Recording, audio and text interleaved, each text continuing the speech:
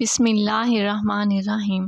حضرت عبداللہ بن عباس رضی اللہ عنہ سے روایت ہے، آپ نے فرمایا، میں ایک دن رسول اکرم صلی اللہ علیہ وسلم کے پیچھے سوار تھا کہ آپ صلی اللہ علیہ وسلم نے مجھے فرمایا، اے لڑکے، میں تجھے چند باتیں سکھاتا ہوں۔ اللہ تعالیٰ کے حقوق کی حفاظت کرنا، اللہ تعالیٰ تمہاری حفاظت فرمائے گا۔ اللہ تعالیٰ کے حقوق کی حفاظت کرنا، اسے اپنے سامنے پاؤ گے۔ جب مانگو تو اللہ سے مانگو، اور جب مدد طلب کرو تو اللہ سے طلب کرو۔